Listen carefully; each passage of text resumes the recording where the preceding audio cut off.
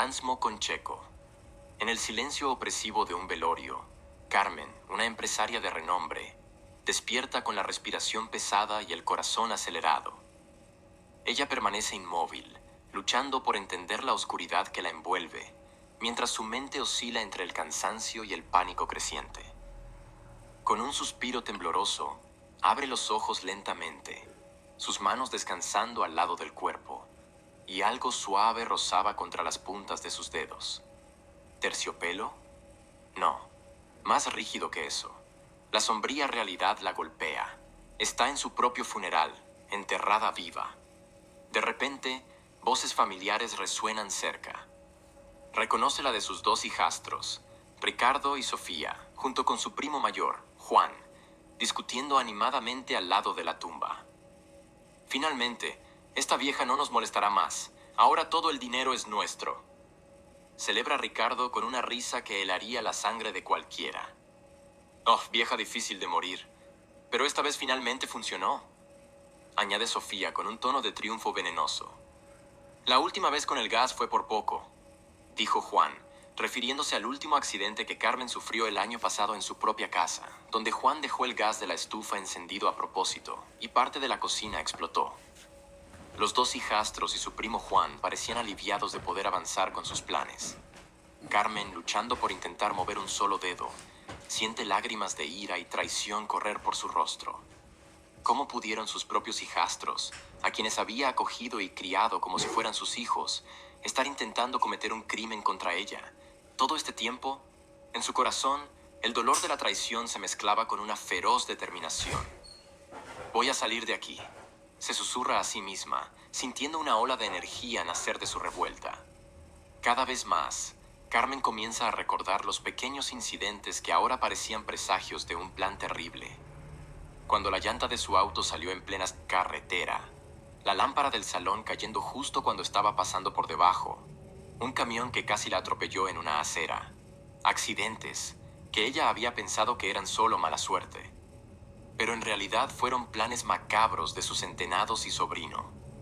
Al fondo, ella escucha a Sofía discutir con Ricardo sobre cómo manipular la situación para asumir el control de la empresa de Carmen. Va a ser fácil. Somos las personas de mayor confianza en la familia y tenemos a Juan, que es responsable de la logística de la empresa, controla buena parte del negocio, dice Sofía, su voz impregnada de maldad. Pero ¿y Paulina? Ella era casi que el brazo derecho de Carmen. Ah, qué chica aduladora, dijo Ricardo irritado. No hay problema, encontramos la manera de hacer que esa chica salga de escena también si sigue dando problemas, dijo Juan con un tono de voz arrogante. Ahora finjan tristeza, el personal de la empresa está llegando, dijo Ricardo, listo para actuar. Con una chispa de esperanza, Carmen percibe una leve movilidad en su dedo. Aferrándose a esta pequeña señal de vida, se concentra, invocando toda su fuerza para confrontar la oscuridad que la envuelve. No voy a dejar que sea mi fin, promete, con la voz baja, pero cargada de esperanza. La lucha de Carmen por sobrevivir no es solo por ella, sino una batalla para reivindicar su vida de las garras de una traición inimaginable. Ricardo y Sofía veían la fortuna que Carmen y su padre tenían como un derecho incontestable para continuar el estilo de vida opulento al que estaban acostumbrados. La idea de que Carmen donara gran parte del patrimonio a la caridad les parecía un acto de traición a la memoria de su padre, que había fallecido hace poco más de un año. Eso sería nada menos que un desperdicio. Hasta que entonces, el principal motivo para ese crimen fue revelado. Juan mirando cautelosamente a su alrededor para asegurarse de que estaban realmente solos. Saben que todo esto no es solo por el dinero que ella quiere desperdiciar donando a la caridad, ¿verdad? No después de descubrir lo que realmente pasó con la tía Claudia. Ricardo, claramente agitado, responde con fervor. Claro que lo sé. No es como si pudiéramos simplemente olvidar que Carmen puede haber tenido algo que ver con la muerte de ella. Ese accidente con mamá, sin contar las traiciones, ¡qué mujer asquerosa! No puede haber tenido algo que ver. Ella mató a nuestra madre, dijo Sofía mirando al ataúd con rabia. Carmen, sorprendida al escuchar todo lo que estaban diciendo, permanecía inmóvil, cada músculo de su cuerpo tenso, mientras la verdad sobre las sospechas y el odio de sus hijastros y Juan salía a la luz de una manera que jamás imaginaría. Las palabras de Sofía, cargadas de rabia y convicción, resonaban en la oscuridad confinada del ataúd, perforando el corazón de Carmen como cuchillas afiladas. Ella mató a nuestra madre. La acusación era tan pesada, tan cargada de emoción, que por un momento Carmen sintió su propio corazón detenerse.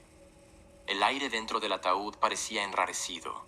Cada respiración de Carmen se volvía más difícil a medida que la realidad de lo que sus hijastros creían tan fervientemente que ella era una asesina, se asentaba sobre ella. El dolor de la traición era profundo, pero el dolor de ser mal entendida y falsamente acusada era aún más corrosivo. Lágrimas silenciosas comenzaron a formarse en las esquinas de sus ojos, mientras luchaba contra la parálisis del choque y del miedo. Las palabras de Ricardo y Juan, cada sílaba impregnada de desdén y desconfianza, reverberaban en su mente. Carmen pensaba en Claudia, su amiga de larga data, la hermana que nunca tuvo, y el corazón le pesaba al recordar todos los momentos que compartieron. La idea de que Claudia pudiera pensar en Carmen como una traidora era insoportable. Conforme el plan de ellos se desenvolvía, Carmen sabía que, si conseguía recuperarse, necesitaría actuar. Pero primero, tenía que encontrar una manera de sobrevivir y escapar del destino sombrío que sus hijastros y sobrino habían planeado para ella. A medida que el velorio de Carmen Castillo se cerraba, con solo los murmullos bajos de los empleados que preparaban el ataúd para el transporte final al cementerio, Paulina, profundamente afectada por la pérdida de su tía, lanzaba miradas furtivas y preocupadas hacia el ataúd, mientras Ricardo, Sofía y Juan conversaban a cierta distancia. Conforme cada pala de tierra enterraba el ataúd, una sensación extraña e incómoda crecía en el corazón de Paulina. Se acercó para un último adiós. Su intuición susurraba que algo no estaba bien. «Descansa en paz, tía», murmuró ella, con tristeza y reverencia. Los hijastros y los pocos invitados que quedaban lanzaron sus últimos homenajes y lentamente se dispersaron, dejando el cementerio en un silencio sepulcral. Un señor de 65 años, Raúl, empleado del cementerio, era el encargado de organizar las herramientas después del entierro. Mientras recogía las herramientas, un sonido amortiguado resonó súbitamente desde el interior del ataúd, como si algo de metal golpeara contra la madera. Raúl se detuvo. Su corazón estaba acelerado mientras sostenía la pala suspendida en el aire. ¿Será que ese ruido viene del ataúd? Escuchó atentamente, y nuevamente el sonido se repitió, más desesperado esta vez. Rápidamente, Raúl, con la pala en mano, comenzó a cavar desesperadamente la tumba de Carmen, hasta descubrir el ataúd. Sus movimientos eran rápidos y precisos, impulsados por la adrenalina y por el miedo creciente de que algo terriblemente malo estuviera ocurriendo. Al abrir el ataúd, Raúl descubrió a Carmen, aún viva, sus ojos desorbitados por el terror y la confusión, golpeando su anillo débilmente contra la tapa del ataúd. «Ayuda, por favor», logró susurrar, su voz ronca por el esfuerzo. 3 meses antes del funeral, en una tarde de otoño, mientras Carmen se sentaba en su oficina revisando los documentos que reubicarían gran parte de su riqueza a fundaciones de caridad, sus hijastros y Juan se reunían secretamente en la biblioteca de la casa, con un plan sombrío comenzando a tomar forma. «Ya intentamos algunas veces y no resultó, pero ahora tiene que resultar, si no, además de no poder vengar a nuestra madre, ella va a terminar tirando una buena parte de la fortuna a la basura. No podemos dejar que haga eso con todo ese dinero que también es nuestro, por derecho. Ni parece que la mitad dividida entre todos nosotros es suficiente», dijo Ricardo con una expresión de rabia en su rostro.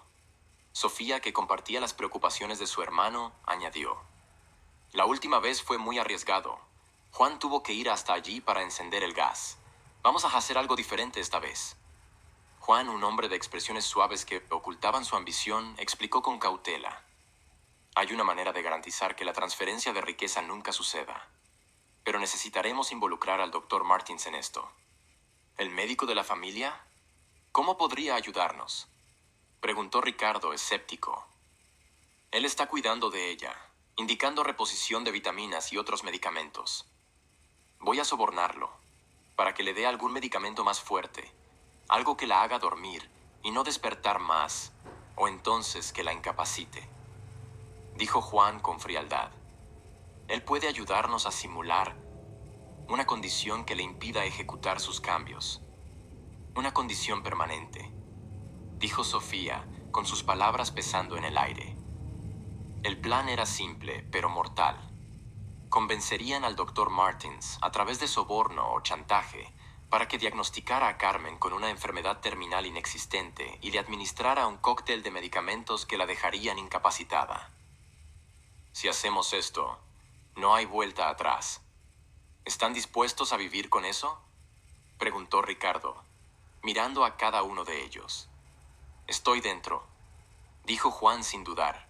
Sofía asintió, decidida. Con el pacto sellado, los tres comenzaron a poner su plan en acción. En las semanas siguientes, cultivaron una relación más cercana con el doctor Martins, preparando el terreno para el golpe final. Cierto día, el doctor Martins llegó a la mansión bajo el pretexto de un chequeo de rutina. Con una jeringa escondida en su maletín, aceptó bajo presión participar en el plan. Estaba listo para cambiar el destino de los Castillo para siempre.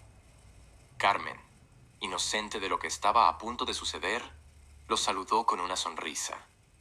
Doctor Martins, qué bueno verlo. Espero que esta visita sea solo una formalidad, ella dijo, invitándolo a sentarse. Desafortunadamente, tengo algunas noticias preocupantes. Comenzó el médico, su voz temblorosa, no tanto por la mentira que estaba a punto de contar, sino por la gravedad del acto que estaba a punto de cometer. Mientras él preparaba la inyección, Carmen miraba fijamente al doctor. Martins, asustada, esperando lo que él tenía de tan preocupante que decir, y sin saber que las decisiones tomadas ese día desencadenarían una serie de eventos que revelarían la verdadera naturaleza de aquellos a quienes más amaba. Sin embargo, el médico, nervioso por el peso de la tarea inmoral que le habían impuesto, accidentalmente dejó caer la jeringa que contenía un medicamento muy fuerte. El frasco se hizo añicos en el suelo de la oficina de Carmen. «Doctor Martins, ¿está todo bien?», preguntó Carmen, percatándose de la agitación del médico. «Sí, señora Carmen. Disculpe mi descuido. Esto no debería haber sucedido», se disculpó, recogiendo rápidamente los pedazos de vidrio. Carmen se preocupó y, al mismo tiempo, sintió curiosidad por lo que el médico tenía que decir. Ella insistió. «¿Qué es tan preocupante que tenías para decirme?». El doctor Martins, sin embargo, inventó una excusa. «Vaya, acabo de ver aquí que, en realidad, es otra paciente que tiene el mismo nombre que el suyo. Ella está en una situación bastante delicada. Perdón por esta confusión», dijo el médico, tratando de disimular. Ese era el momento para que el doctor le dijera que tenía una enfermedad grave, pero eso solo funcionaría si le hubiera aplicado la inyección. Desesperado por lo que casi acaba de hacer, el doctor Martins salió rápidamente de la mansión. Después del incidente, el doctor Martins se reunió con los hijastros y les sugirió un enfoque alternativo. «Quizás deberíamos considerar una forma menos directa y más gradual de abordar la situación», dijo él, aún afectado. «Puedo prescribir un cóctel de medicamentos que se puedan añadir a su comida y bebida, algo que la debilite poco a poco, sin causar sospechas inmediatas». Ricardo, Sofía y Juan al principio se irritaron con el doctor por no cumplir con lo que se había impuesto, pero estuvieron de acuerdo con la nueva estrategia. En los días que siguieron, comenzaron a añadir discretamente los medicamentos en la comida y bebida de Carmen, ya que estaban pasando un tiempo en la mansión de Carmen, con el pretexto de cuidarla. Poco a poco, ella comenzó a sentirse más cansada y confundida, atribuyendo estos síntomas a la edad avanzada y al estrés de sus negocios. Con Carmen cada vez más debilitada, los hijastros intensificaron sus planes.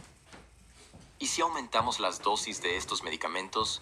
¿Qué crees que suceda?», sugirió Juan.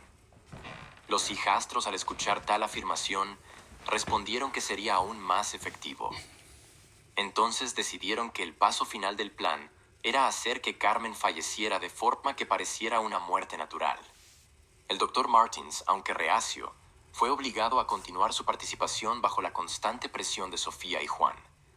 En el día del funeral, «Dios mío, tú estás viva», dijo Raúl tartamudeando. Inmediatamente tomó su celular para llamar a una ambulancia, pero Carmen, aún aturdida y débil, suplicó al sepulturero que no contara a nadie lo que había sucedido. «Por favor, no le cuentes a nadie». Su respiración era vacilante. «Si no, ellos van a saber. Intentaron matarme. Yo me las arreglo con la justicia después. Entierra mi ataúd como si yo estuviera allí. Por favor». Entonces Raúl sintió que debía ayudar. Estaba sin ayudante, pero enterró el ataúd vacío rápidamente para que nadie sospechara. Después de finalizar el trabajo, Raúl llevó a Carmen al hospital público de la ciudad, ya que en el hospital privado ella tenía muchos conocidos. Al llegar al hospital, Raúl tuvo una idea rápida y dijo que ella era una prima que vino de visita y que se había sentido mal sin saber por qué. Carmen parecía abatida y muy pálida. Conociendo al equipo médico y a las recepcionistas del hospital, Raúl afirmó que su prima, en un momento de desesperación, llegó sin documentos y que podían confiar en él. Paulina, que había regresado a casa después del entierro, recibió una llamada en medio de la noche. «Señorita Paulina, aquí es Raúl del cementerio, su tía, la señora Carmen. Ella está viva. La traje aquí al hospital público ahora, pero ella no quiere que nadie más lo sepa». La voz del hombre estaba temblorosa, incrédula. Carmen no quería ir al hospital particular porque sabía que allí conocía a muchos médicos amigos de la familia, como el doctor Martins. En un estado de shock mezclado con alivio, Paulina corrió al hospital. Pensamientos giraban en su mente sobre cómo podría haber sucedido esto. ¿Por qué estaba en el hospital público y por qué no quería que nadie más lo supiera? Al llegar, encontró a Carmen siendo atendida por médicos, quienes confirmaron que había sido víctima de una dosis excesiva de un medicamento controlado, pero que, por suerte o destino, no había sido fatal. Paulina, eufórica, fue rápidamente a abrazar a su tía Carmen, que estaba acostada en una cama. «¿Qué pasó, tía? Gracias a Dios que está viva. Tengo tantas preguntas», dijo Paulina, muy emocionada. Carmen, aún débil, dijo: «Oh, querida, gracias a él, estoy viva», dijo emocionada señalando a Raúl.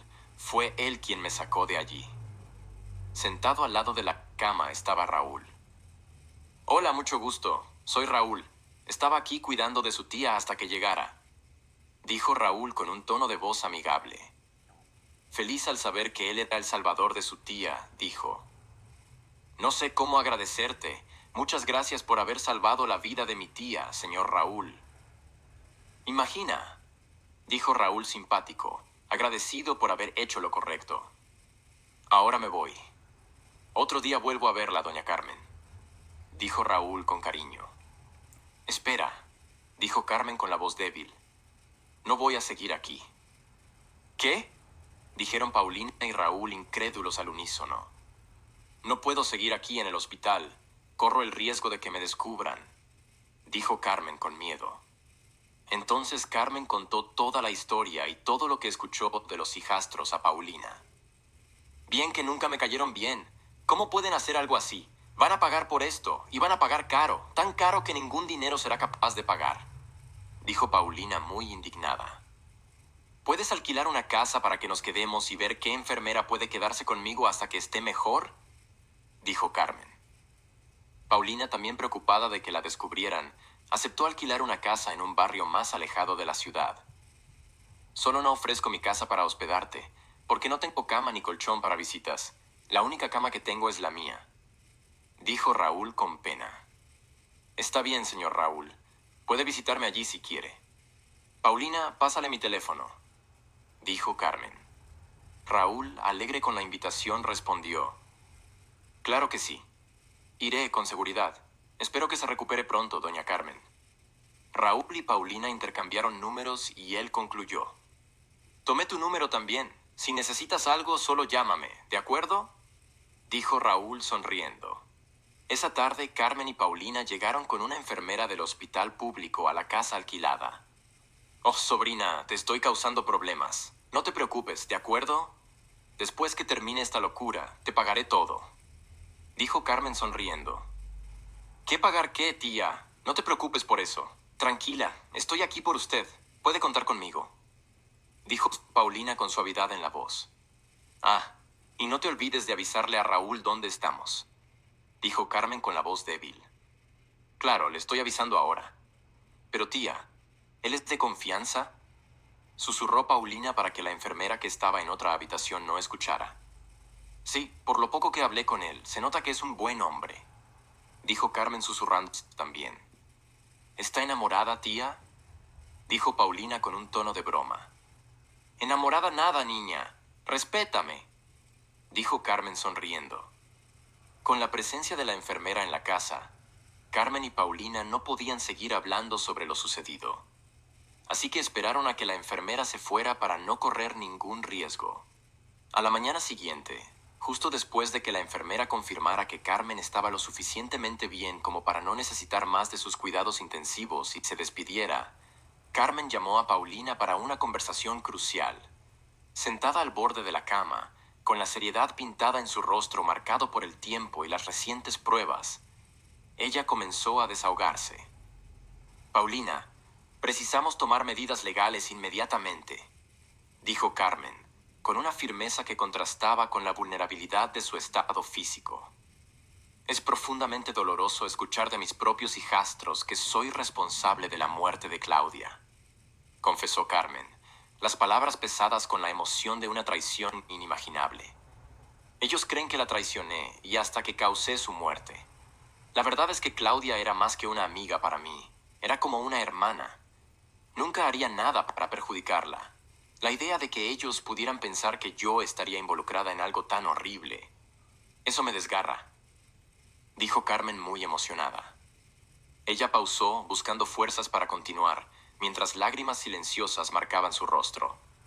Ese accidente fue un golpe terrible para todos nosotros, y nunca hubo nada entre Renato y yo hasta mucho tiempo después, y aún así fue algo que sucedió mucho tiempo después, y de manera completamente respetuosa a la memoria de ella. Nunca dañaría a Claudia. Yo la amaba a Paulina. Y ahora, enfrentar la acusación de que yo la maté, eso es más doloroso que cualquier intento de ellos contra mi vida. Lágrimas corrían de sus ojos mientras continuaba. Yo ayudé a construir nuestra fortuna con dedicación e integridad. Incluso siempre dejé claro que Sofía y Ricardo serían cuidados como si fueran mis hijos biológicos. Pero la avaricia de ellos junto con esta sed de una venganza que no tiene ningún sentido, acaban conmigo. La voz de Carmen temblaba, cargada de tristeza, pero también de una determinación inquebrantable. Paulina, tú sabes como nadie lo capaz que eres. Has sido más que una sobrina para mí.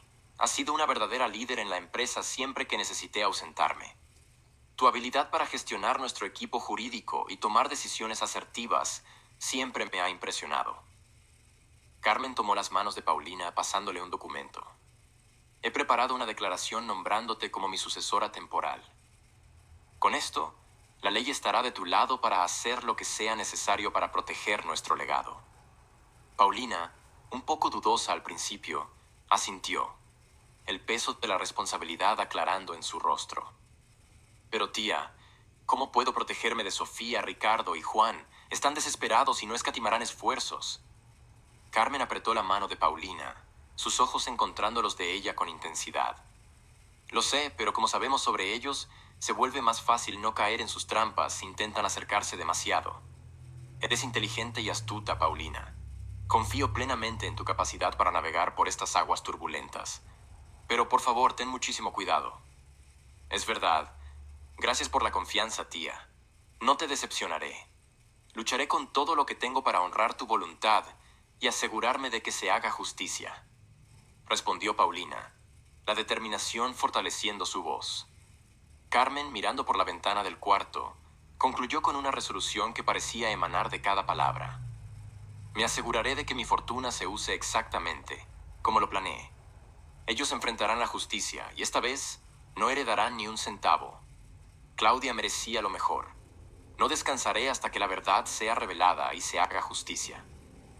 En ese momento de vulnerabilidad y firmeza, Carmen reafirmó no solo su compromiso con la justicia, sino también el profundo lazo de confianza y amor que compartía con Paulina, viéndola no solo como una sucesora, sino como una verdadera guardiana de su legado y de sus últimas voluntades. Paulina, al lado de su tía, se preparaba para la batalla legal y moral que vendría. Sabían que el camino por delante sería desafiante, pero estaban listas para luchar por la justicia y la verdad. Primero, necesitamos pruebas concretas de todo lo que han hecho, Paulina. No solo mi palabra contra la de ellos, dijo Carmen, con su mente analítica de empresaria, calculando cada movimiento futuro como piezas en un tablero de ajedrez. Paulina, cuya especialización en derechos civiles y justicia criminal la convertía en una aliada formidable, estuvo de acuerdo. Tengo amigos en la policía y en el sistema judicial que pueden ayudarnos discretamente. Empezaré a recopilar toda la información y pruebas que podamos conseguir. Perfecto. Carmen asintió, con una chispa de venganza brillando en sus ojos. Y en cuanto a mi muerte, necesitamos mantener esto en secreto el mayor tiempo posible. Si descubren que estoy viva antes de tiempo, todo nuestro plan puede desmoronarse. Paulina tomó su teléfono y comenzó a organizar los primeros pasos de su investigación, mientras Carmen observaba, pensativa. En los días siguientes, mientras Carmen se recuperaba físicamente y ganaba fuerza, Paulina trabajaba incansablemente. Reunió registros médicos, extractos bancarios y correspondencias electrónicas, pero aún no era suficiente para incriminarlos. Entonces, Carmen tuvo la idea de intentar extraer esa información de los propios hijastros. Ya sé, podemos hacer una trampa. Llamamos anónimamente para chantajearlos, diciendo que sabemos lo que hicieron y que queremos dinero, a cambio para no denunciarlos a la policía. Entonces marcamos un lugar de encuentro para esta falsa negociación. Pero en ese caso tendría que ser una persona que ellos no reconozcan. Se podría obtener mucha información de ellos así, dijo Carmen pensativa. Es una idea, pero es muy arriesgado hacer eso. ¿Y qué persona sería? Paulina fue interrumpida por un golpe en la puerta. Paulina fue hasta la ventana y vio que era Raúl. Con una sonrisa acogedora, Paulina abrió la puerta para Raúl, quien traía en sus manos una pequeña canasta de frutas. Pensé que esto podría ayudar a doña Carmen a sentirse mejor, dijo él, pasando la canasta a Paulina. Carmen, sentada en la sala, observaba la interacción con un brillo de aprecio en los ojos. Gracias, Raúl. Eso fue muy amable de tu parte. Agradeció. Su voz aún débil, pero más firme que antes. Raúl asintió con la cabeza, pero su mirada estaba preocupada, aún fija en Carmen. Escuché un poco de la conversación antes de tocar la puerta. Parece que están planeando algo. ¿Necesitan ayuda? Preguntó, claramente dispuesto a ofrecer más que solo frutas. Paulina y Carmen intercambiaron una mirada cómplice, evaluando la confiabilidad y la lealtad de Raúl. Paulina, con su experiencia en juzgar el carácter de las personas, asintió hacia Carmen, señalando su aprobación. En realidad, señor Raúl, estamos tratando de desenmascarar a los hijastros de Carmen. Cualquier ayuda sería bienvenida, explicó Paulina, sentándose al lado de Carmen. Cuenta conmigo entonces. ¿Qué necesitan que haga? Preguntó Raúl, su determinación clara. Carmen tomó la palabra, delineando el plan que había sugerido minutos antes de la llegada de Raúl. Necesitamos a alguien para hacer una llamada a mis hijastros, diciendo que sabe lo que hicieron. Alguien a quien no reconozcan. Él ya sabía una parte de la historia, pero curioso, pidió que ellas contaran por qué los hijastros y el primo llegaron a tal punto. Paulina y Carmen contaron toda la historia a Raúl, para que tuviera un entendimiento total de la situación, y entenderían si él no quisiera participar en esto. Carmen, hesitante, comenzó contando todo lo que creía haber sido un intento de asesinato contra ella. Todo lo que voy a contarte comenzó a desarrollarse después de algunos meses de la muerte de Renato, el padre de Sofía y Ricardo, dijo Carmen, revelando sobre su pasado con Renato. Renato estaba luchando contra un cáncer desde hacía un año, pero incluso con tratamiento, no resistió. 6 meses después del fallecimiento de Renato, cuando el dolor de la pérdida aún estaba fresco y la familia parecía unida en el luto, ocurrió el primer intento. Carmen, siempre diligente en sus responsabilidades, conducía por la autopista hacia una importante reunión de negocios. Mientras se concentraba en la carretera, reduciendo la velocidad por un radar, el neumático delantero izquierdo del auto se soltó repentinamente. El vehículo comenzó a sacudirse violentamente, perdiendo el control y casi volcándose.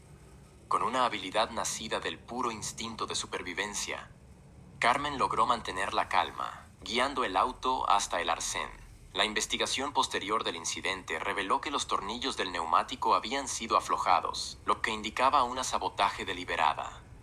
Carmen, impactada pero aliviada por estar viva, no sospechaba que sus propios familiares estaban conspirando contra ella. Carmen se enfureció con los mecánicos que habían arreglado su auto hace una semana. Ellos pidieron disculpas, pero les pareció muy extraño, ya que solo habían trabajado en el motor del auto. Ella pasó la noche en una comisaría, detallando el incidente a los policías, pero sin evidencias concretas ni sospechosos, poco se pudo hacer. 3 meses después del incidente del auto, durante una cena en la que Carmen hospedaba a amigos y familiares, incluyendo a Sofía, Ricardo y Juan, se hizo un nuevo intento. Mientras Carmen cruzaba la sala para atender la puerta, un gran candelabro de cristal, que siempre estaba firmemente sujeto al techo, de repente se soltó, cayendo en una trayectoria mortal. Por pura suerte, o tal vez por un sexto sentido agudo, Carmen se había movido más allá del alcance del candelabro un segundo antes de que se estrellara en el suelo donde ella estaba. La caída del candelabro causó un estruendo ensordecedor, y los pedazos de cristal se esparcieron por el suelo pulido. Mientras amigos y familiares corrían para ver qué estaba pasando, Carmen permanecía en estado de shock. Sentía que estaba pasando por una racha de mala suerte.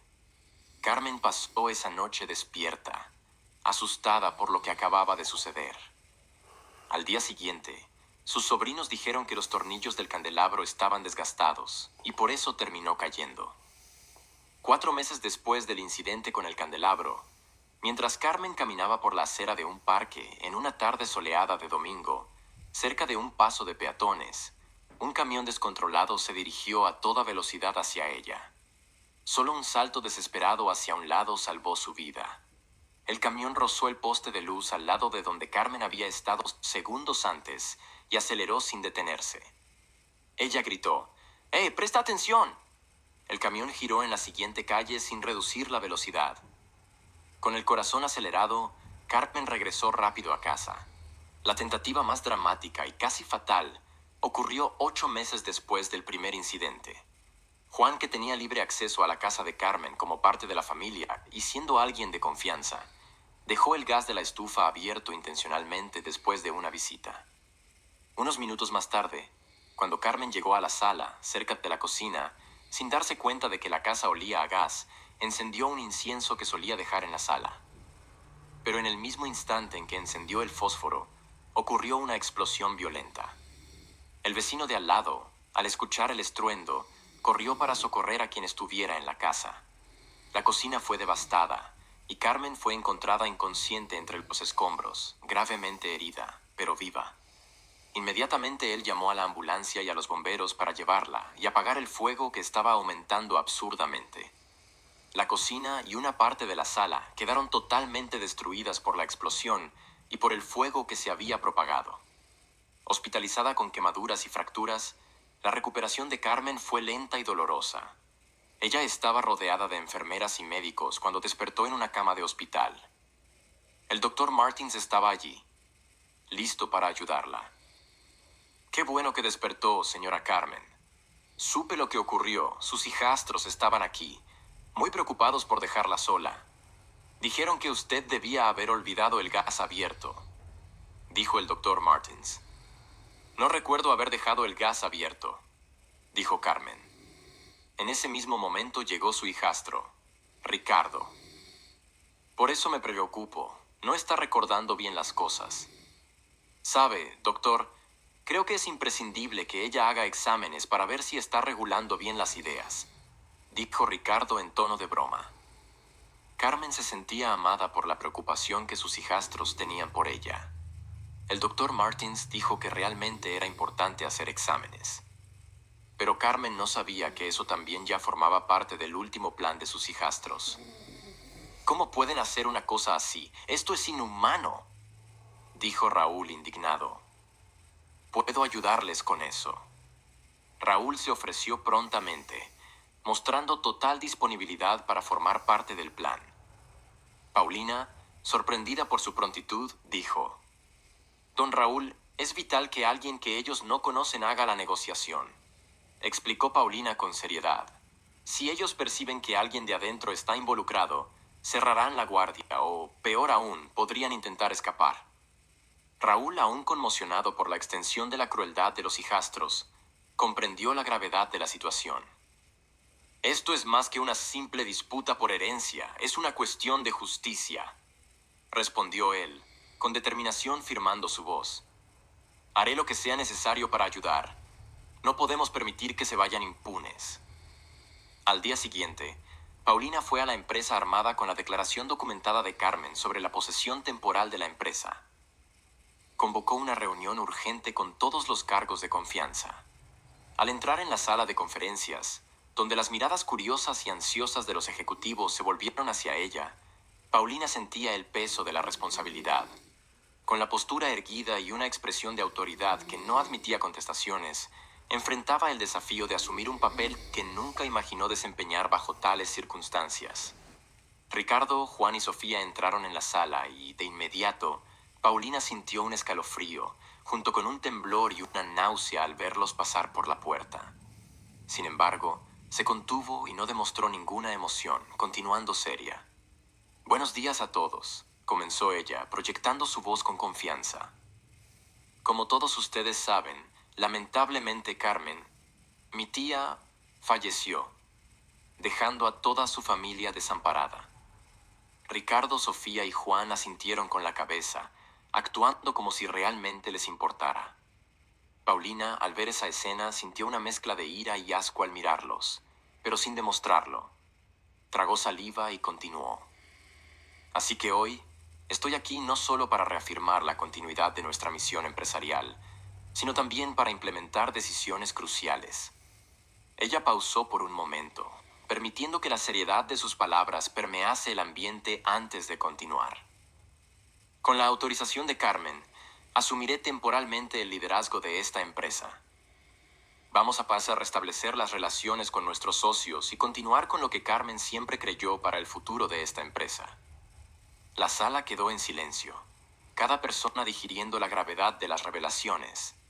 Ricardo, Sofía y Juan, sentados de forma rígida e incómoda en sus sillas, intercambiaban miradas cargadas de una ira mal contenida. Sofía, incapaz de retener su indignación, interrumpió la exposición. Esto no tiene ningún sentido. Nosotros éramos los más cercanos a ella, considerados como sus hijos. ¿Cómo puede la sobrina recibir el mando de la empresa? Quiero ver ese documento.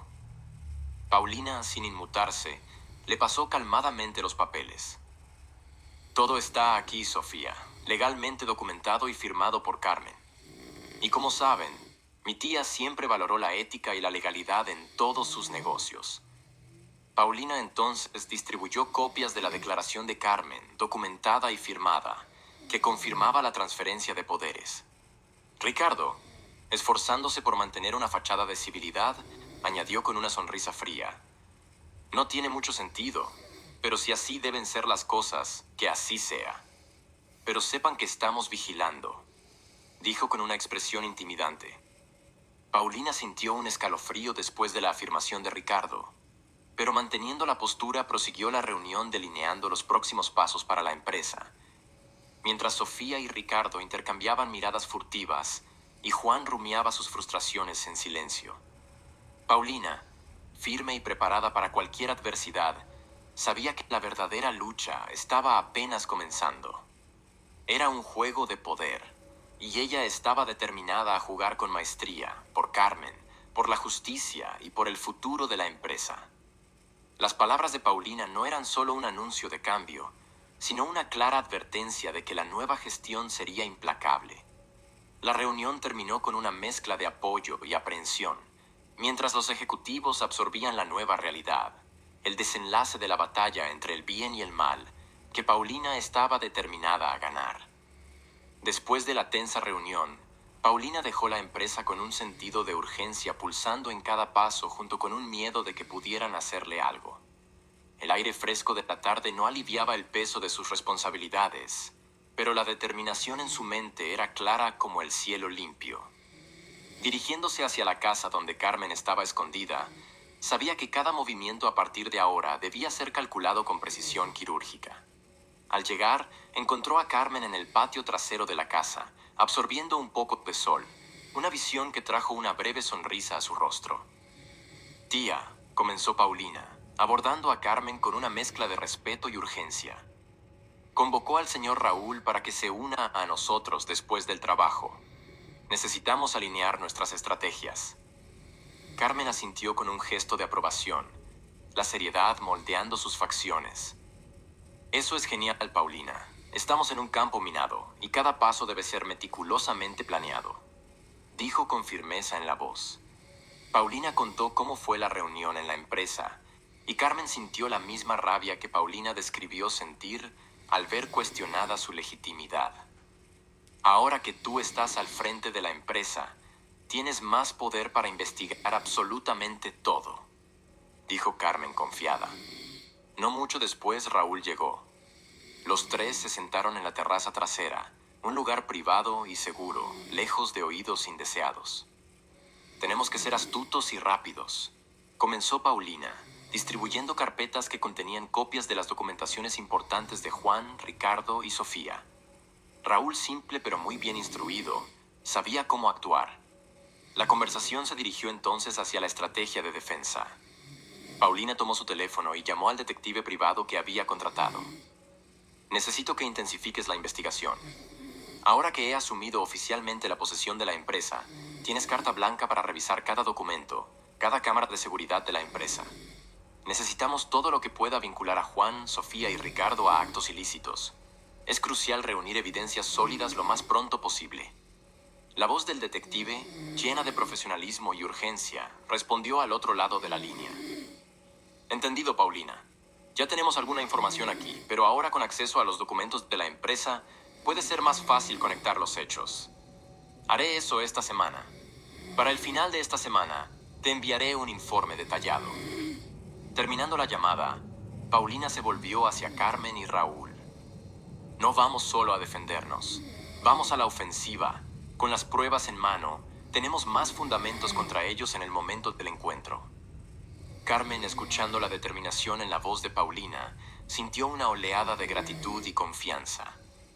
«Sé que elegí a la persona correcta», dijo ella, mirando a Paulina con una mezcla de admiración y alivio. «No solo heredaste mi capacidad de liderazgo, sino también mi compromiso con la justicia».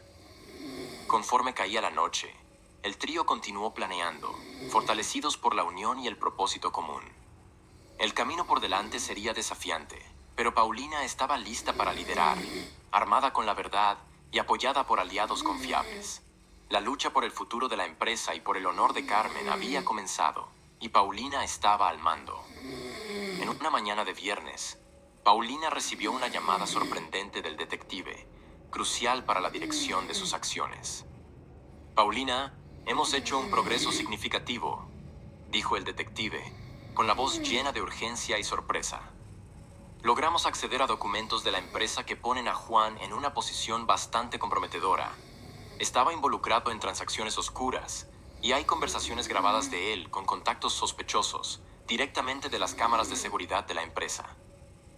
Paulina, absorbiendo la información, sintió una mezcla de alivio e indignación.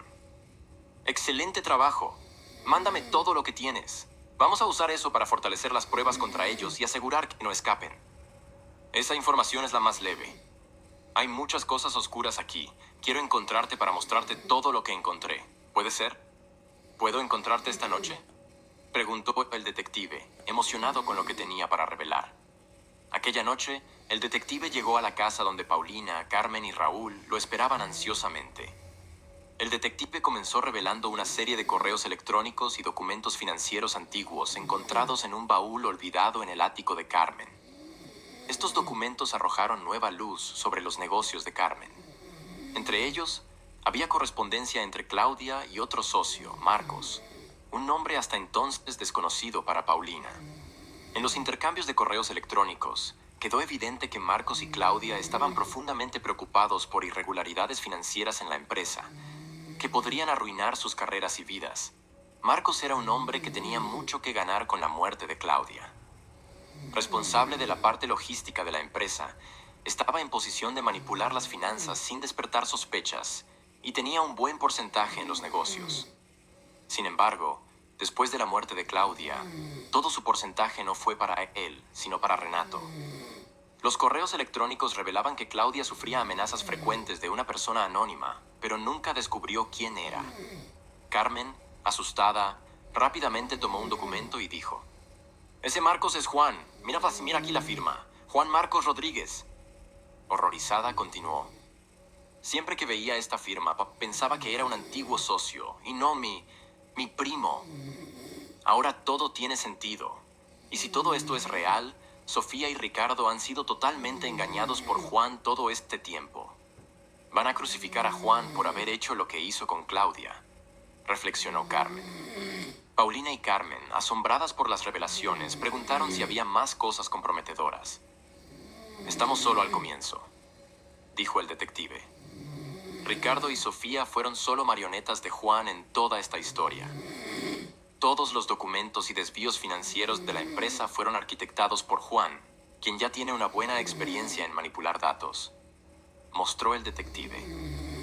En medio de los documentos había conversaciones impresas de Juan con un camionero que no tenía relación alguna con la empresa. Este es el caso del camionero que casi intentó atropellarte, Carmen. Tenemos imágenes de la cámara que muestra la placa del camión en el momento exacto en que intenta atropellarte. Revisando su documento, muestra que realmente es la misma placa y el mismo conductor que vemos aquí en la cámara de seguridad de la empresa, dijo el detective mostrando las imágenes en la computadora portátil y la foto del dueño del camión conversando con Juan. En algunas conversaciones por mensaje, Sofía y Ricardo estaban chantajeando al Dr. Martins para hacer el cambio de medicamentos de una persona, aunque no se mencionó quién era esa persona. Había más pruebas que ya serían suficientes para llevarlos a la cárcel. Sin embargo, aún no había pruebas concretas sobre el asesinato de Claudia ni sobre los intentos de asesinato de Carmen. «Vamos a cambiar un poco nuestra estrategia, señor Raúl», explicó Paulina con determinación. «Vamos a enfrentar a estos tres, no solo con base en lo que sabemos, sino también con todas las pruebas de estas actividades ilegales. Esto los pondrá en una posición donde no tendrán a dónde huir. Deja eso en mis manos, Paulina. Ya sé cómo hacer que confiesen absolutamente todo», dijo Raúl con confianza. En los días que precedieron al encuentro, Paulina trabajó meticulosamente para preparar el lugar con aún más cautela. Además de las cámaras y micrófonos ya planeados, colocó equipos adicionales de vigilancia para asegurarse de que ningún detalle de la confesión se escapara. El detective tenía amigos en la policía y logró que aceptaran participar en esta emboscada, manteniéndose escondidos para arrestar a Juan, Sofía y Ricardo en el mismo momento, para no correr el riesgo de que escaparan. Un día antes de la próxima etapa del plan, el escenario ya estaba montado en un almacén abandonado que Paulina eligió por su discreta ubicación, donde Raúl desempeñaría el papel del chantajista, pero ahora armado con información que podría destruir la credibilidad de Juan, Sofía y Ricardo ante la ley, forzándolos a confesar todos los crímenes. Con el corazón pesado, pero la mente clara sobre lo que necesitaba ser hecho, Raúl sostuvo el teléfono firmemente. Después de algunos segundos de vacilación, marcó el número de Ricardo, preparado para enfrentar la tormenta que seguiría. En cuanto Ricardo contestó, sin dar tiempo para saludos o preliminares, Raúl fue directo al punto con una voz firme y autoritaria. «Ricardo, sé todo lo que hicieron con Carmen. Sé del médico, de los medicamentos, en fin. Si quieren mantener eso en secreto, vamos a tener que resolverlo financieramente. Quiero 1 millón, pero lo quiero en dólares. Y quiero que sea entregado por ti, Sofía y Juan en el estacionamiento del centro comercial abandonado en la carretera 25. Mañana, al mediodía. Ricardo, claramente sorprendido y alterado con la abrupta amenaza, intentó interrumpir. ¿En dólares? ¿Quién eres tú? ¿Quién te crees que...? Pero fue interrumpido por Raúl. No hay espacio para charlas aquí, continuó Raúl, cortando cualquier intento de Ricardo de hablar. Si el dinero no está allí, o si intentan alguna trampa, iré directamente a la policía con todas las pruebas que tengo. La elección es tuya. Sin esperar una respuesta, Raúl colgó el teléfono, terminando la llamada con la determinación de quien sabe que no hay vuelta atrás. Sabía que el siguiente paso sería crucial y estaba preparado para enfrentar las consecuencias. «Ah, no puedo creer esto. ¿Quién se cree que es?», dijo Ricardo muy irritado al colgar el celular. Sofía y Juan estaban cerca. Preguntaron: «¿Qué pasó?». «Estamos fregados. Un señor llamó diciendo que descubrió lo que hicimos», dijo Ricardo asustado con los ojos abiertos antes de continuar. «Tenemos que huir, y tiene que ser ahora». Sofía y Juan se sorprendieron y preguntaron qué había dicho.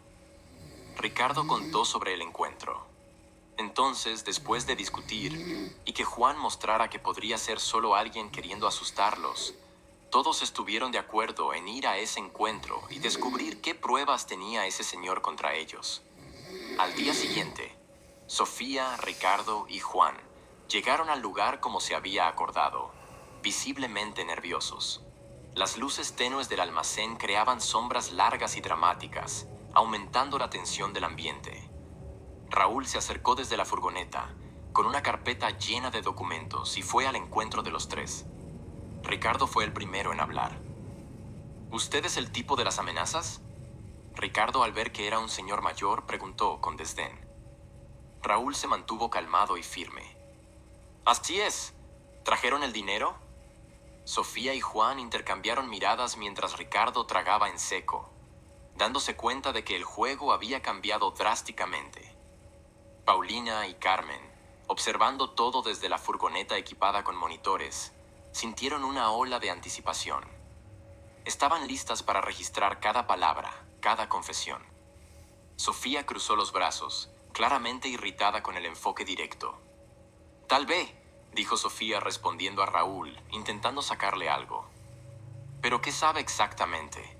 Porque si cree que nos va a intimidar con charlatanería, está muy equivocado».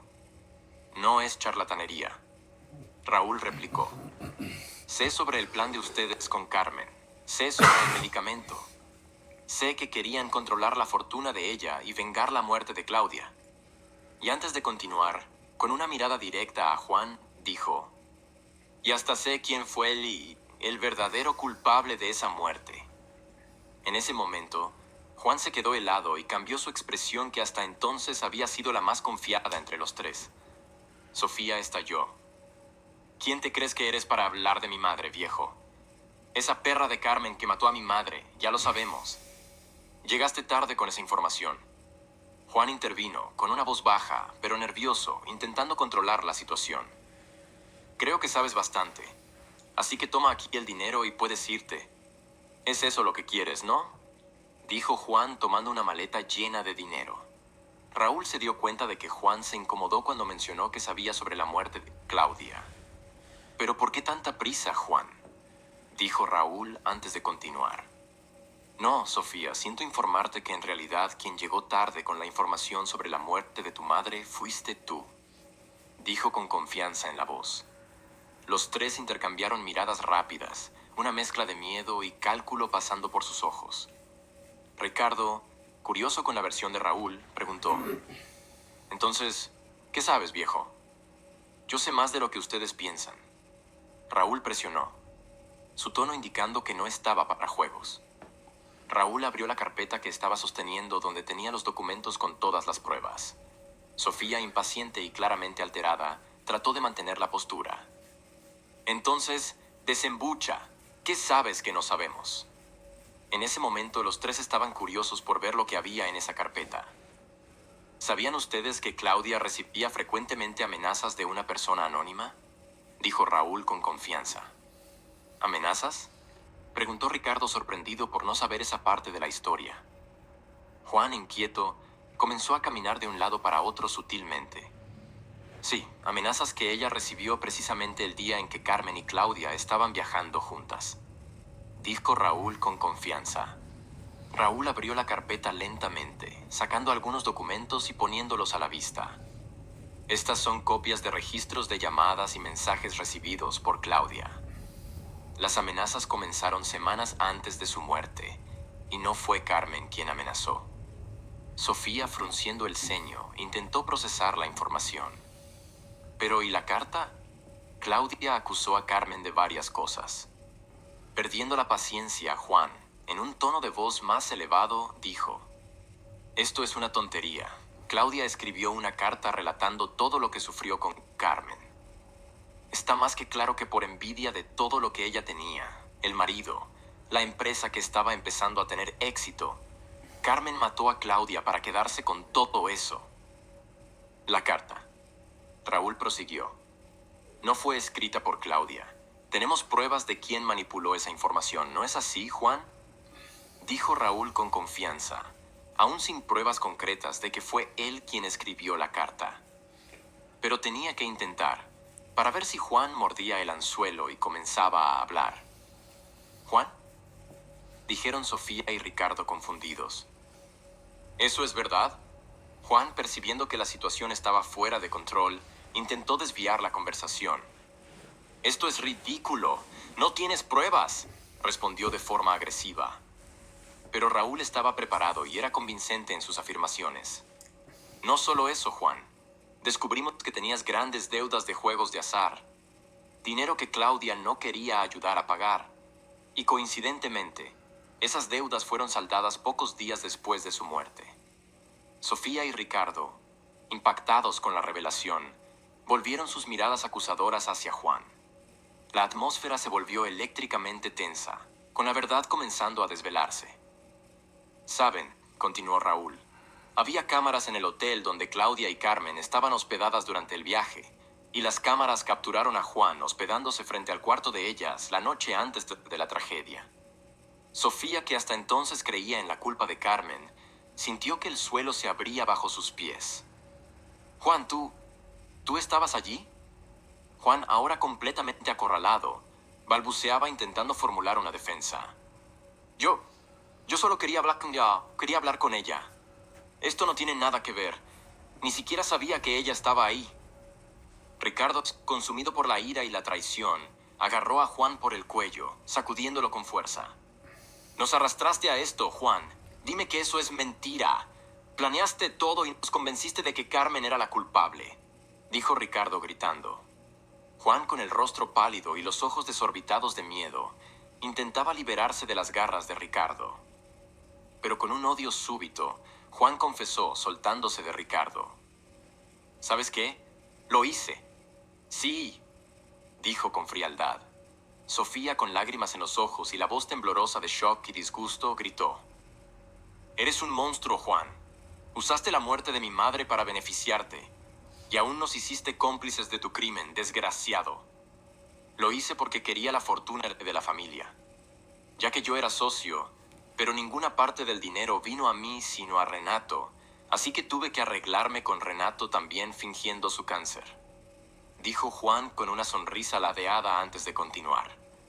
«Bueno, ustedes saben lo fácil que fue fingir la enfermedad de Carmen, ¿no? Y estaba dispuesto a derribar a toda la familia si fuera necesario, para que toda la fortuna me perteneciera», concluyó Juan sin arrepentimientos.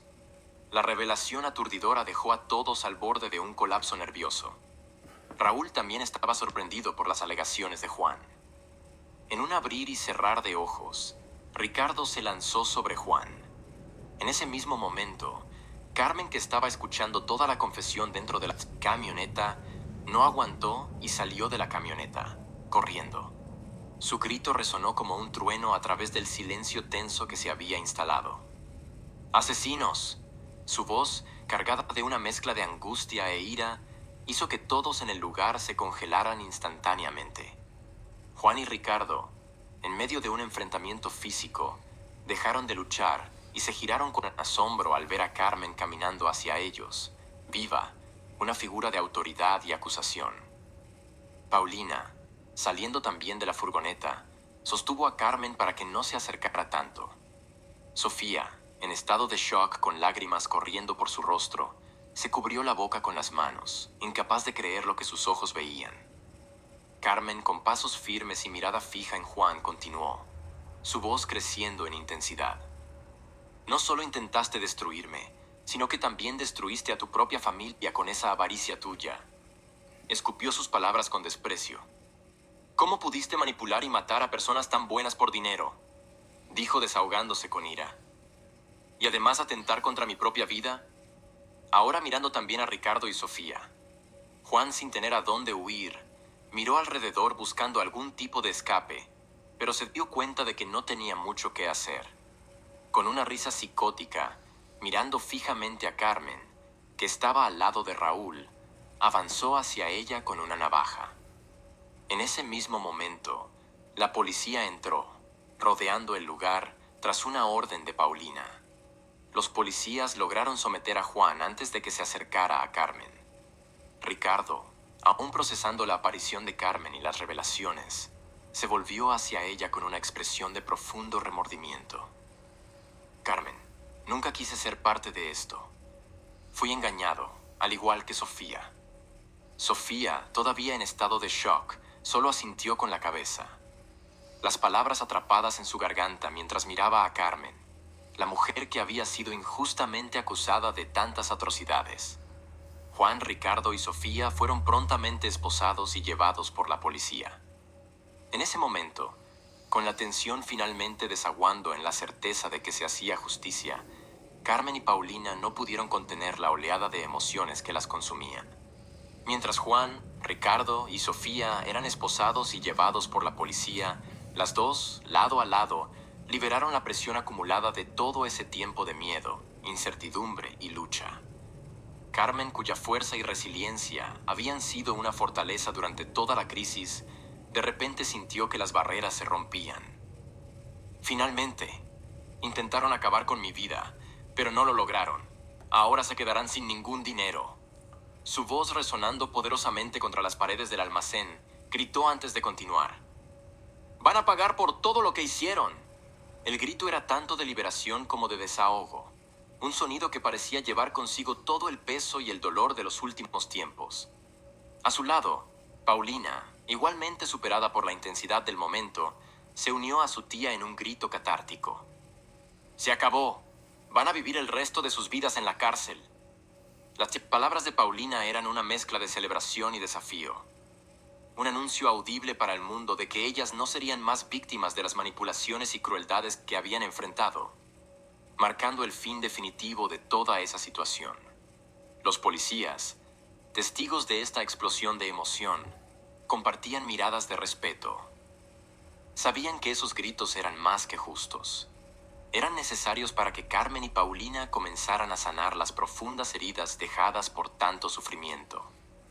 Cuando la calma finalmente empezó a instaurarse, Carmen y Paulina se abrazaron, sus respiraciones aún entrecortadas después de los gritos. Juntas sintieron la solidez de su unión y el inicio de una nueva fase de reconstrucción y curación, con la certeza de que la verdad y la justicia finalmente habían prevalecido. Una sensación de justicia comenzaba a formarse, pero el peso de lo que había pasado permanecía.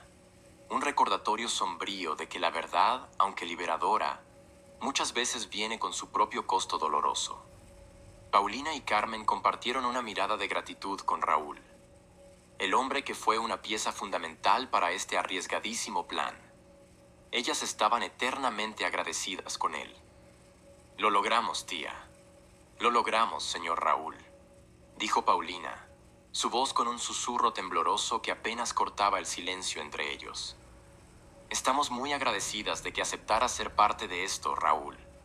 Fuiste increíble», dijo Carmen dando un largo abrazo a Raúl, dejando que las lágrimas corrieran. Al día siguiente del escándalo, el doctor Martins, el camionero y todos los demás involucrados en la trama de crímenes de Juan, Ricardo y Sofía enfrentaron las consecuencias de sus actos. La policía, ya alertada sobre el involucramiento de ellos, actuó rápidamente conforme las pruebas fueron siendo recopiladas. Todos recibieron sentencias variadas según sus niveles de involucramiento y cooperación con las autoridades. A medida que el polvo de los eventos tumultuosos comenzaba a asentarse, una nueva fase de la vida de Carmen se desdoblaba de manera inesperada y profundamente gratificante. El vínculo que se formó entre ella y Raúl durante los días oscuros, desde cuando Raúl la socorrió con tanta dedicación y valentía, solo se fortaleció con el pasar de los meses. Carmen, reconociendo el valor de la vida y de las segundas oportunidades, decidió que era hora de una nueva dirección. Rica, poderosa y ahora libre de las ataduras de tramas familiares venenosas, pasó a ver a Raúl no solo como un amigo valiente, sino como un amor verdadero. Carmen ayudó a Raúl a ascender en la vida, compartiendo su riqueza y transformándolo en un hombre de éxito a su lado. Juntos desde hace algunos meses, decidieron que era hora de casarse y disfrutar la vida, lejos de las responsabilidades empresariales que tanto marcaron la vida de Carmen. Consciente de su deseo de retirarse y aprovechar esta nueva etapa, Carmen tomó la decisión de dejar a Paulina en el mando permanente de la empresa. Paulina estaba más que lista para asumir ese rol. Paulina, confío plenamente en ti para liderar con la misma integridad y pasión que siempre hemos intentado mantener aquí. Sé que la empresa estará en excelentes manos, dijo Carmen, pasando oficialmente las riendas de su legado a su querida sobrina. Para completar el ciclo de cambios y cumplir una promesa hecha a sí misma, Carmen destinó una parte considerable de su fortuna a proyectos de caridad, especialmente para casas carentes. Ella sabía que su riqueza podría transformar vidas, promoviendo el bien y llevando esperanza a personas carentes. En una reflexión de Raúl, mientras Carmen utilizó su fortuna para promover el bien, apoyando casas carentes y transformando positivamente la vida de muchos, el pasado de Juan, Ricardo y Sofía reveló una contraparte, donde la avaricia prevalecía utilizando el dinero para el mal, siendo capaces de pisar a otras personas para conseguir realizar sus deseos egoístas. La moraleja de la historia destaca la eterna batalla entre el altruismo y la avaricia. Carmen y Raúl, ahora casados, viajaron, exploraron nuevas culturas y se relajaron, disfrutando cada momento de paz y felicidad que tanto merecían, sabiendo que, finalmente, ambos habían encontrado no solo el amor uno en el otro, sino también la paz tan anhelada después de un largo período de turbulencia.